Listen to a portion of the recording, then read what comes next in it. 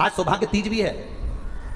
ये जगतजननी जगदम्बा तुम्हारी वस्तुओं से प्रसन्न नहीं होती, ये जगतजननी जगदम्बा तुम्हारे आभूषणों से प्रसन्न नहीं होती, ये जगतजननी जगदम्बा तुम्हारे मेवे और पकवान से प्रसन्न नहीं होती। ये जगतजननी जगदम्बा केवल तुम्हारा भाव देखती है कि मेरा पुत्र, मेरा बेटा, ये संसार का मानव मुझे कैसे रिझा रहा है, ये मुझे कैसे मना रहा है। उसकी प्रसन्नता केवल एक भाव से।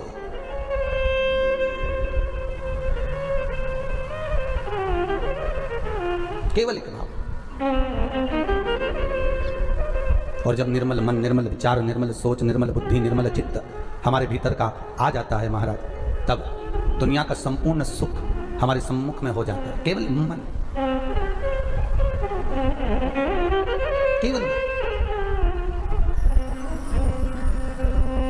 और ये मन, ये चित्त, ये वृत्ति शिव के साथ जब लग जाए।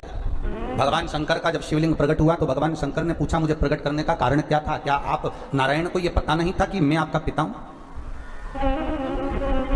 क्या ब्रह्मदेव को यह मालूम नहीं था कि मैं इनका दादा हूं?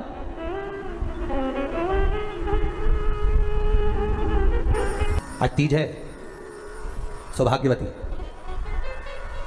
केवल 7 दाने चावल के जल के पात्र में चंदन में भिगो कर डाल देने पर और उससे कामना कर कर, आरोग्यता की कामना कर कर, मात्र घर के जो मटका होता है, परिंदा होता है, उसके पास में समर्पित कर देने पर भगवान शंकर का नाम स्मरण कर कर जीव की रोग से मुक्ति भी हो जाती है। रोग नहीं घेरता उसको, आरोग्यता का अनुभव, आरोग्यता का सुख प्राप्त होता है।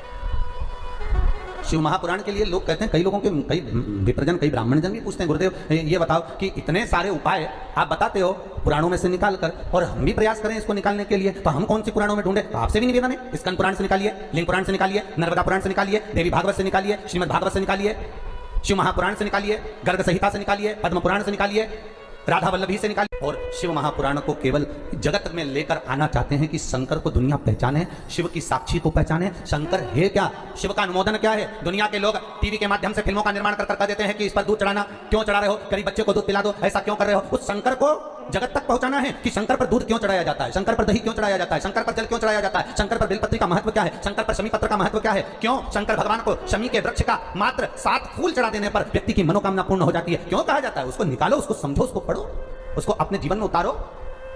सारे देवी देवताओं को बहुत सा सामान चाहिए होगा, पर मेरे विश्वनाथ को कुछ नहीं चाहिए। मेरे शंकर को चाहिए क्या? अगर आपके जीवन में ऐसा लगे कि बहुत बड़ी बीमारी आ गई और आपके घर का व्यक्ति वेंटिलेटर पर पड़ा हुआ है, तो शमी के वृक्ष के फूल ले आओ 7, और शमी के वृक्ष के 7 फूल लाकर एक एक फूल शंकर भगवान को श्री शिवाय नमस्तुभ्यं कहकर उस व्यक्ति के लिए जो पड़ा हुआ है, अंतिम सांसें गिन रहा है, जिसको अटैक आ गया, अंतिम सांसों में जो गिन रहा है, उसके नाम से भगवान शंकर पर चढ़ाना प्रारंभ कर दो। मात्र 7 पुष्प, उस शमी के वृक्ष के 7 पुष्प आप शिव को समर्पित करिए, उसका नाम और गोत्र बोलकर, और भगवान शंकर का मूल मंत्र श्री शिवाय, जम के बोलिए, श्री शिवाय नमस्तुभ्यं बोलकर एक एक शमी का फूल शंकर पर चढ़ाना प्रारंभ कर दो। फिर आगे वो विश्वनाथ की मर्जी है, वो प्राण कैसे लेकर वापस आता है, उस काल से छुड़ाकर महाकाल कैसे लाता है, ये वो जाने। आपका फर्ज केवल आप अदा करिए।